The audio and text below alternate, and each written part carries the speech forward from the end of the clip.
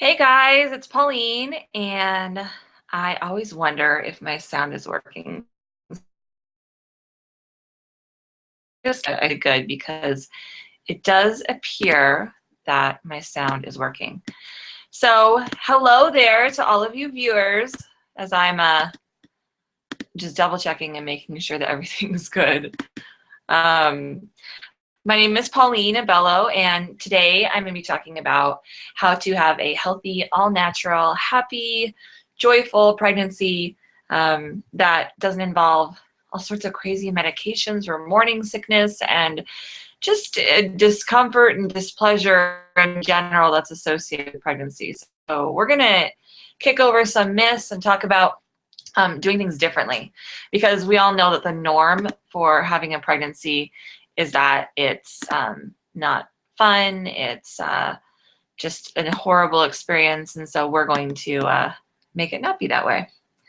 So let me just make sure everything's working. Sorry. Give me like 3 seconds just to double check on this. I want to make sure that I think we're recording just fine.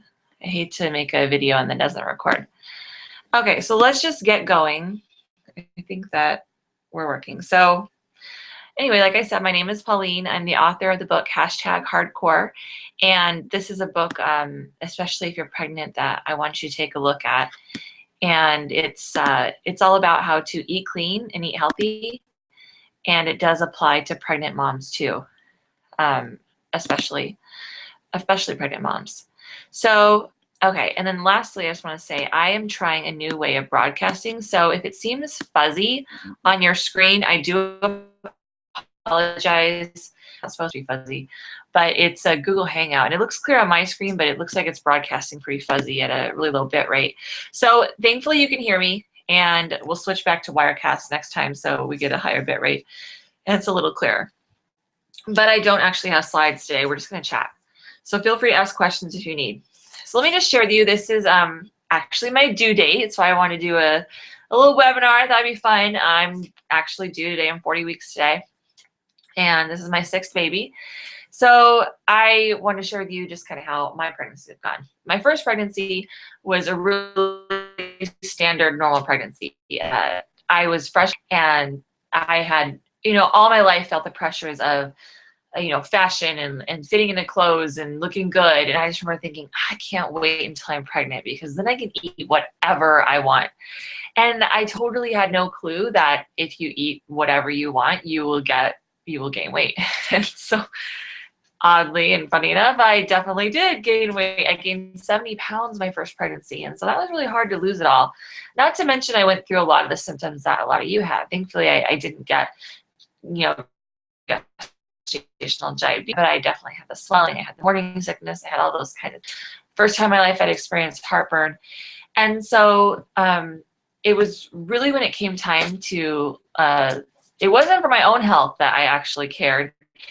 It was when I had this precious new baby in my arms that I started wondering, wow, like there's medications, there's vaccines, there's all these things I have to do. I don't really care about, my health, whatever, I'm fine, I'm young.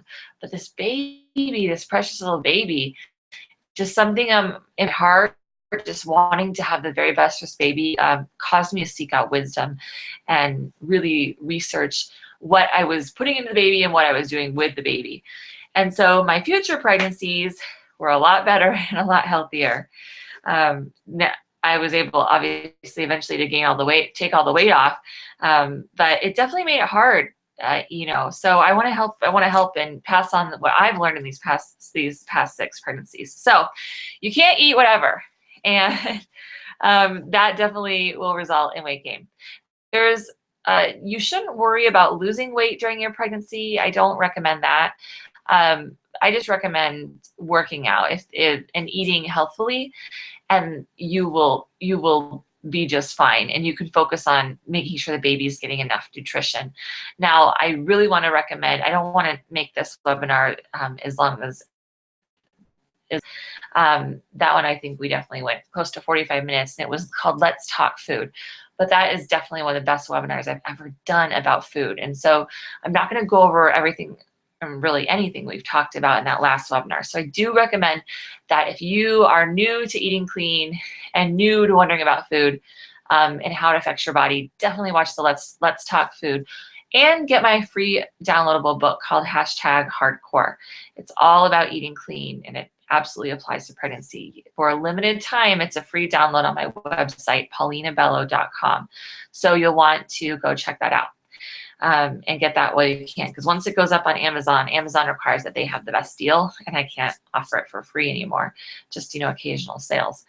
So anyway, the swelling, gestational diabetes, and let's see, other things that are related to your diet. These are all diet things. So pregnancy is a choice, and what kind of pregnancy you have is also a choice, which is kind of hard to hear. It puts a whole new spin on life when we've been told our whole lives that it's just your genes, you can't prevent it, it's just part of pregnancy, but really it's not.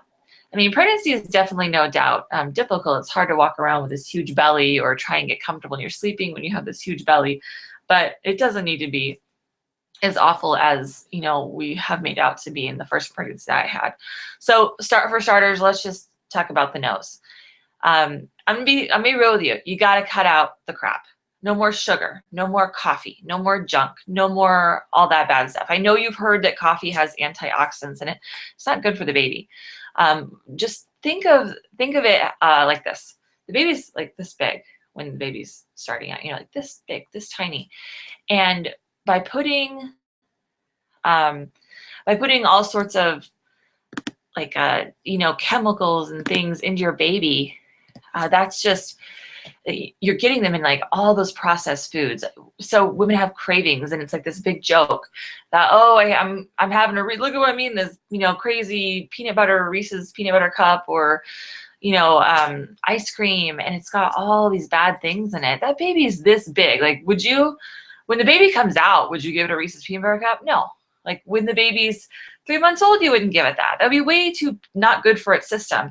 But I think we somehow think of our bodies as this like wall, that somehow the baby, this tiny little baby in our body, is getting only the wonderful properties of the Reese's peanut butter cup. It's not getting any of the poisons or toxins or the BTA that's in it or any of that. No, it's only getting the protein from the peanut butter, and it's fine. And we're just, shutting out anything else that's bad. No, the baby's getting it all. It's so bad for the baby. And then straight up, you gotta cut out white sugar, brown sugar, evaporated cane juice. That stuff is so bad for you and for the baby. There is just no excuse anymore. People like to think they're just having a little, but you're not. It's in everything. Every time you eat out, it's a cheap preservative. It's a flavor enhancer for cheap foods. It's in everything. I want you to start looking at the ingredients of the food you buy. It's in a can of corn. It's in the chips you buy. It's in the tortilla chips you buy. It's in the salsa that you're putting your tortilla chips. I'm not joking you. Like, these are all the things I had to eliminate in my own diet. It's in a can of beans. It's in sweet corn you get from the store. It's in your ketchup. What else? I mean, it's everywhere. Every single thing it's just everywhere. And that he had cancer, and I said, you really got to cut out the sugar. It's cancer's favorite food. I mean, he's fighting cancer, trying to stay alive. He's like, I really don't eat sugar that much. And I think to our benefit, we think about ourselves in a really good light. But I mean, I remember walking out of that Bible study, watching him grab a handful of M&Ms. And he probably wasn't thinking that was a very big deal. And he probably wasn't thinking about the fact that the beans he was going to have tomorrow and the chips and the salsa and all these different things have so much sugar in them. When we think sugar, sometimes we think like, I don't know, a big old ice cream or, a chocolate bar. And we think, oh, I don't need that much sugar. But really we do. It's just in everything. We're overloaded in our American society. And so you just have to avoid it completely. You've got to cut it out of your diet. Just make it a no. Like, we don't eat sugar anymore. Remember that little baby is getting way too much sugar in their little tiny body. There's just not a baby filter wall like we think that there is or something. I don't know. I can't believe the things that pregnant women eat and think it's okay. It's just not good for the baby. It's not good for you. So our bodies have become this human making machine. And all that stuff was never good for you when you were not pregnant. But now that you are pregnant, your body is having to, it's the demand that's put on your body is so much more that the things that were bad before are now going to come to light in all these horribly not pleasant ways. The symptoms are going to start appearing in the form of heartburn, gestational diabetes, swelling. All these things are going to manifest in a way that they didn't necessarily need to before because you weren't taxing your body that much. But now that you're creating a human being, you're gonna see how bad, truly bad these foods really are. Like you get to see up close and personal what they're doing. And it's not just because you're pregnant, it's because these foods you're eating before are still not good for you now, but now they're showing up in really unpleasant ways. And so cut out the processed foods. They're full of salt, full of all sorts of bad ingredients that cause the swelling. You don't have to swell during your pregnancy. You don't have to have the gestational diabetes. Again, with the weight gain. So I'm not going to recommend a certain calorie level. I suggest you do your research. In my Victory Club group, I post guidelines. You shouldn't be exceeding, I don't think so, but you shouldn't be exceeding probably 3,000 calories when you're pregnant, unless you're really working out heavily. And that's something you really want to talk to your doctor about, or a nutritionist, how many calories you're burning in your workouts versus your intake. When you're in the first trimester, most experts are recommending you don't even need any more calories. Remember, the baby's this big. You don't really need extra calories. So, so that will help with weight gain, is knowing that you can't eat whatever you want, that you're going to be eating healthy whole foods like we talk about in #Hardcore, the book. And then also in my last webinar, really focus on those foods. The ones I talk about, eating the whole foods, the healthy greens, and really making the smallest portion of your meal your meats and your fats. If you have, this is not the time to go on a crazy detox cleanse. Like I wouldn't be drinking lemon juice and cayenne pepper while I'm pregnant, but I would be eating in a natural way that would naturally be filtering out the toxins in my body in a very natural, slow, normal way. Like not some sort of crazy purge where you're trying to get them all out in a week and it makes you want to throw up. No, just naturally eating greens and things is going to purge your body of all sorts of bad stuff. So you don't have to worry about the toxins that have built up in your body while you're pregnant. Just eat good and make your diet be 85% raw foods. And then your fats should account for about 15 to 20% of your calories. I cover all that in the last webinar called Let's Talk Food, about how you can see how many fats you're eating.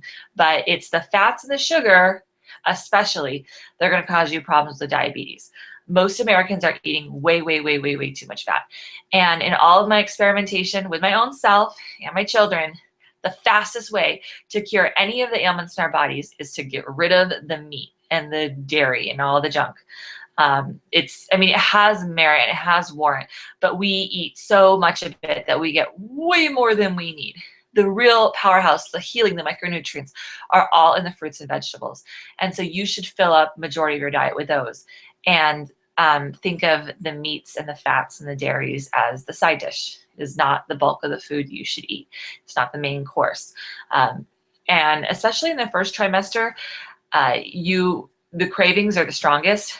I found that the sickness and the cravings are the strongest, so they kind of go hand in hand.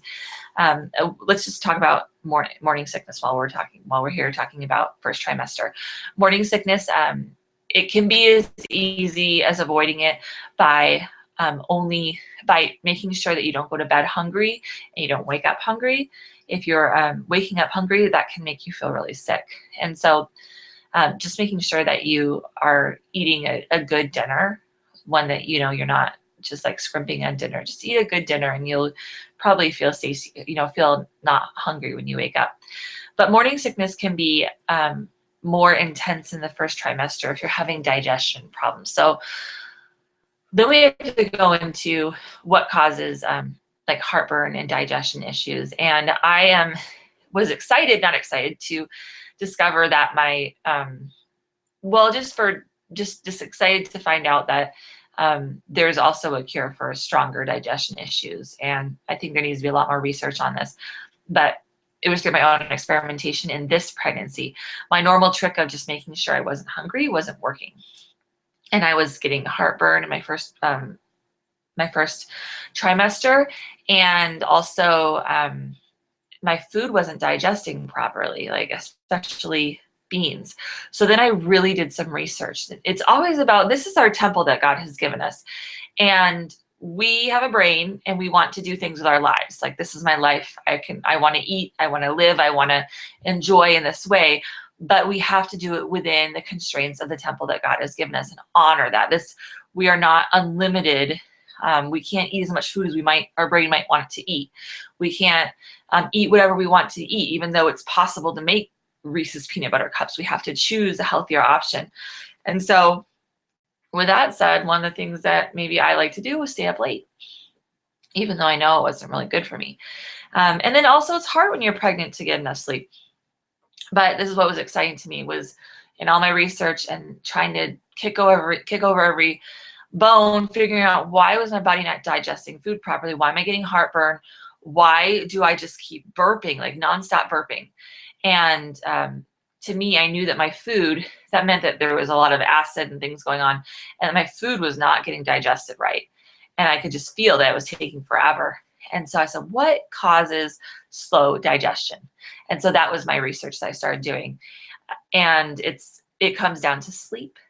Would you believe it, that sleep is one of the most crucial things for digestion? And so you become keenly aware when you pray for wisdom and you seek out wisdom, it will be given to you. So I started to become keenly aware that the heartburn would kick in around 10 o'clock at night if I was eating foods then, having like a movie and a popcorn, or if I'd eaten dinner and I was just staying up past my body's wanting to be awake time. And I would start to just all of a sudden get heartburn, which is a sign of acid overload in your body. So that sleep, we talked about in the last video, like that, there's the pendulum of being acidic and being alkaline. Our bodies are designed to be alkaline. So sleep actually affects the acidity of your body, and you can become more acidic by not getting enough sleep. Your body goes into an acidic state. And so people will take antacids for heartburn, which again, that just proves you acid like means against the acid.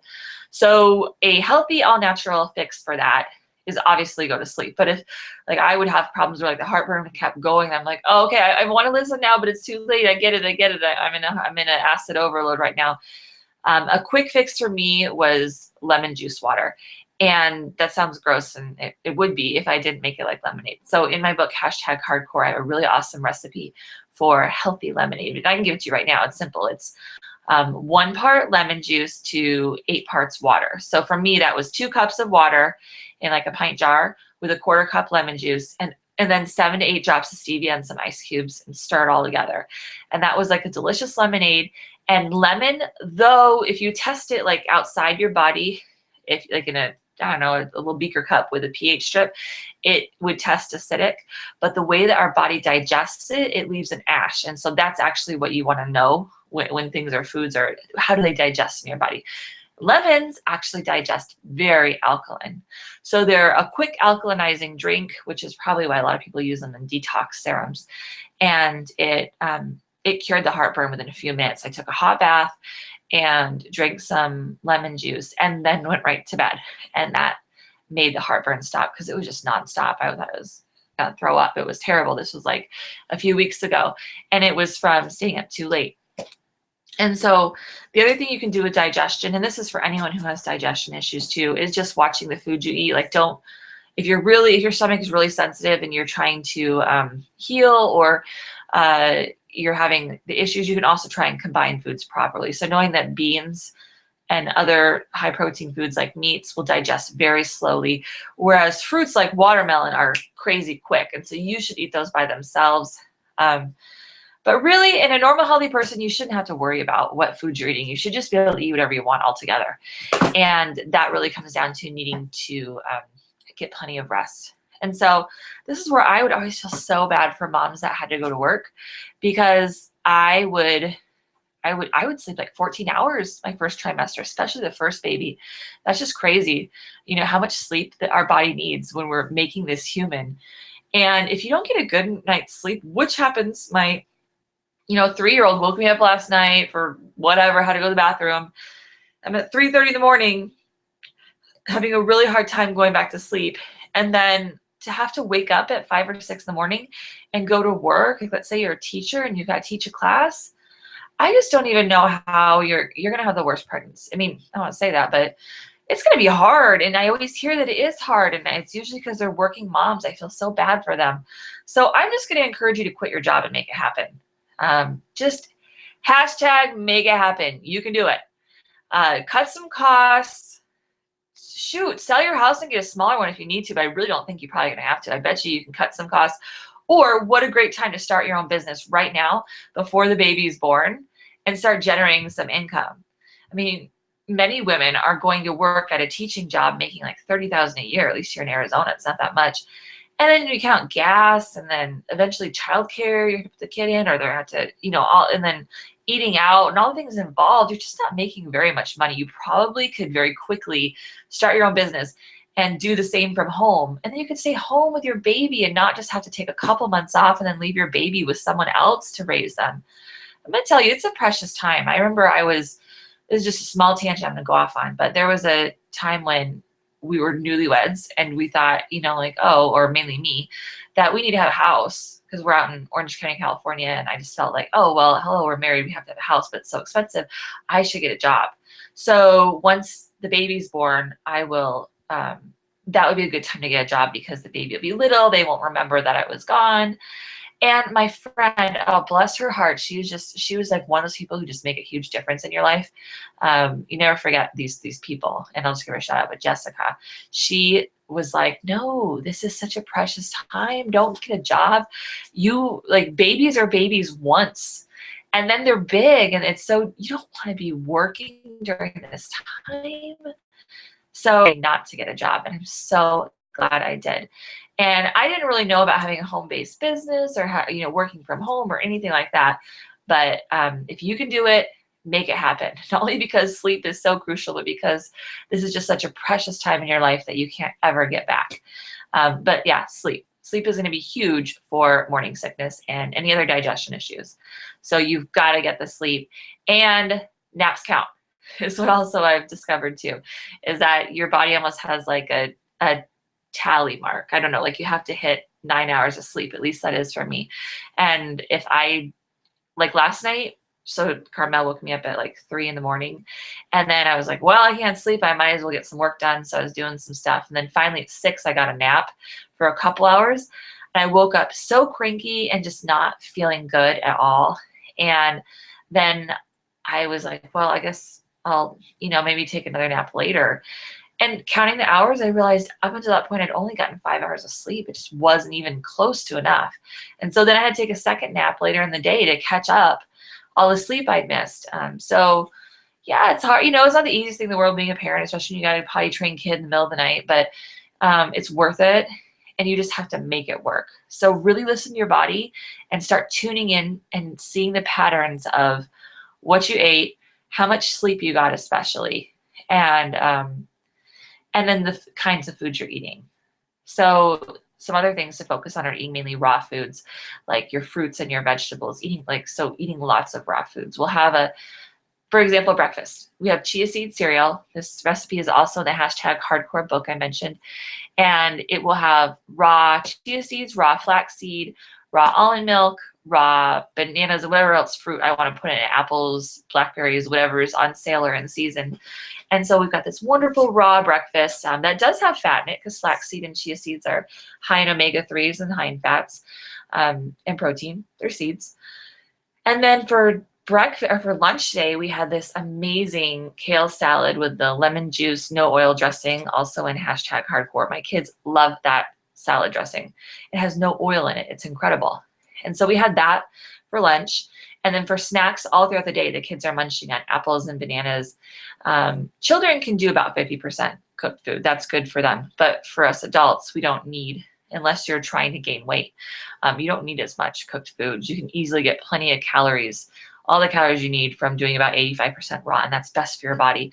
And that is going to help with the digestion issues too. So everything I teach you in #hardcore and teach you in Victory Club, you don't have to change when you're pregnant. The only thing you might need to change is if you've been eating like a normal American, you'll need to change, because if it was kind of working before, it's really not going to work during your pregnancy. So you've really got to focus on it's time to change your diet and keep it that way for the rest of your life. So last thing I want to talk about, obviously I'm 40 weeks and people are always like, wow, that's so crazy. I remember one time reading a statistic that actually most women would go, longer if the doctors didn't, one, prescribe, Pitocin, or want to strip their membranes, or all these kinds of things. And if women didn't get anxious, I think if they had a better pregnancy and they weren't, weighed down by all these other problems, they'd be glad to be pregnant a little longer. And, because occasionally you pick a ripe apple or a green apple, and not a Granny Smith one that should be red, but it's not, it's green because it's too early.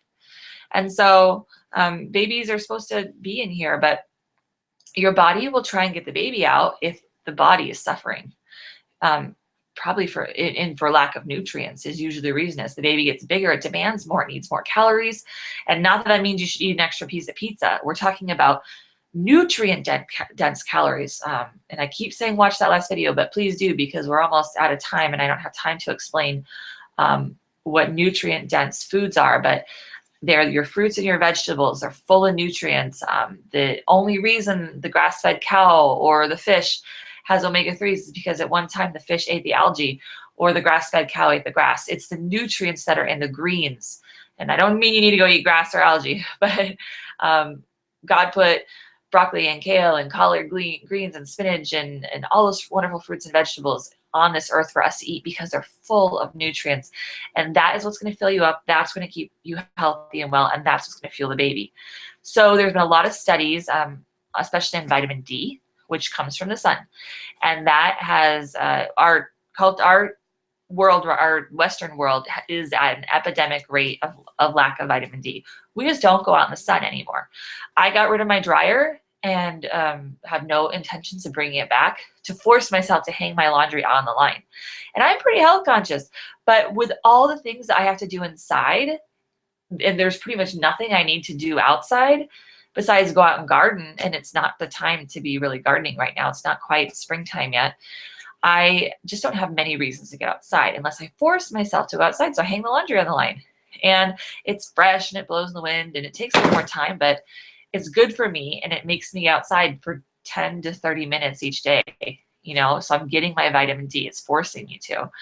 And we just have to make the effort, whatever it is for you, whether you're exercising outside or you go to the park every day or whatever you're doing, you need to get 10 to 20, 30 minutes outside. We need to exercise for 30 minutes a day, and you need to get 30 minutes of sunshine outside. So if you can combine the two and kill two birds with one stone, great. But they're really linking now preterm labor to lack of vitamin D. And so you think, oh, I'm going to take a pill. Well, it's just not the same. I hate to say this, but it's kind of gross. But the number one thing that they find in like the bottom of Porta Johns is vitamins. It's so gross that they just aren't digested in our body properly. If you want to use vitamins, which I think is dumb, you need to buy the highest quality is out there, and they're going to be super expensive. And you could have gotten all that same benefit from just eating a hugely wonderful diet full of raw fruits and vegetables and minimal cooked foods and fats and proteins. So it's just not necessary to take vitamins, especially vitamin D, when all you have to do is go outside, and that's really what your body wants. It wants the fresh air, it wants the exercise, it wants the sunshine. So give it what it wants. And even if you live in snowy countries, they're even saying that there's thoughts of like that your body can store it up.